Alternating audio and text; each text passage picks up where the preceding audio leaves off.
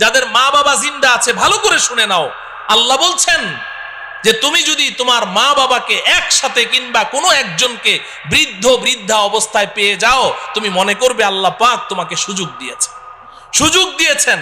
মাকে পেয়েছো, বাবাকে পেয়েছো, বা উভয়কে পেয়েছো, তো আমি আল্লাহ তোমাকে 5টা কর্মসূচি দিচ্ছি। কয়টা?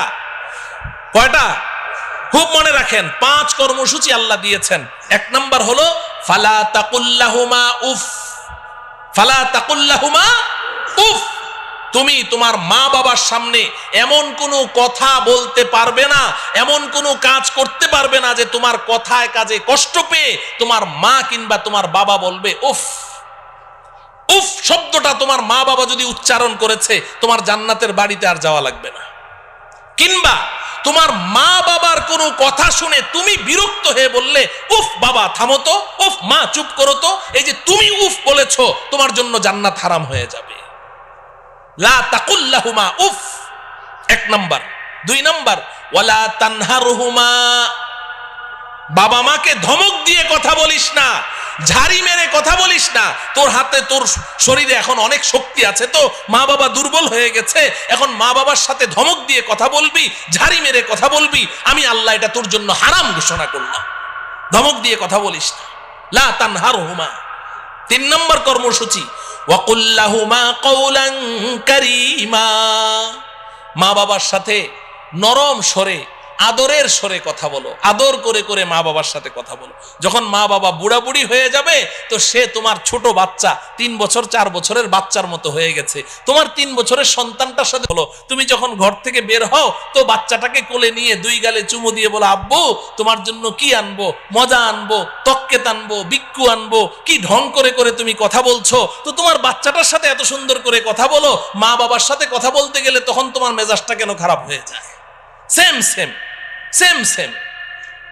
মা বাবার সাথেও আদর করে করে কথা বলতে হবে। ওয়াকুল্লাহুমা কওলান কারীমা। চেহারাটা গোমরাহ করে রেখো না, গাল ফুলিয়ে রেখো না। মা বাবার সামনে গিয়ে এমন ভাবে মুড অফ করে রাখো যে তোমার মার মনে চায় একটু কমলা খাবে, কিন্তু ভয়ে তোমাকে বলতে পারে না। তুমি এমন ভাব নিয়ে চলো যে বাবা আমি একটু কমলা খাবো, মনের কথাটা বলতে সাহস পায় না। তুমি এমন ভাব নিয়ে চলো না, ধরা খেয়ে যাবে, সমস্যায় পড়ে যাবে।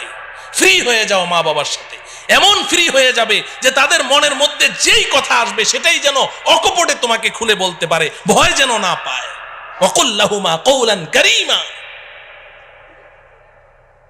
4 নম্বর কর্মসূচি আল্লাহ দিচ্ছেন ওয়াখফিদ লাহুমা জানাহাজ যুল্লি মিনার রাহমা।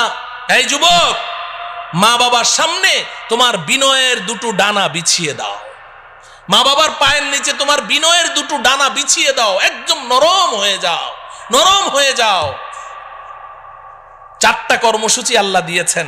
এইভাবে মা বাবাকে লালন পালন করো। এক সময় মা বাবা চলে যাবেন, তুমি ঋণ পরিশোধ করতে পারোনি, কোনোদিনও পারবে না। তোমার গায়ের চামড়া খুলে দাও, তাও ঋণ পরিশোধ হয়নি। মা বাবা তো চলে গেছেন, 4 কর্মসূচি তুমি পালন করেছো। এবার আমি আল্লাহ তোমাকে 5ম আরেকটা কর্মসূচি দিচ্ছি। ওয়াকুর রব্বিরহামহুমা ওয়াকুর রব্বিরহামহুমা কামা রব্বায়ানি সগীরা। সারাটা জীবন যতদিন জিন্দা থাকো, আমি আল্লাহর কাছে হাত দুটো তুলে চোখের পানি ছেড়ে বলতে থাকো, আল্লাহ গো আপনি যেভাবে বলেছেন চেষ্টা তো করেছি, কিন্তু মা বাবার হক তো আদায় করতে পারি নাই, আপনি তো নিয়ে গেলেন। আল্লাহ গো আমি যখন দুগ্ধপুষ্য শিশু ছিলাম, তখন আমার মা আমাকে যেভাবে আদর আহ্লাদ করে লালন পালন করেছেন, আমার বাবা যেভাবে আমাকে আদর সোহাগ করে লালন পালন করেছেন, আল্লাহ গো এখন তো আমার আব্বা আম্মা আপনার কাছে, আপনিও আমার আব্বা আম্মাকে ওইভাবে আদর সোহাগ করে লালন পালন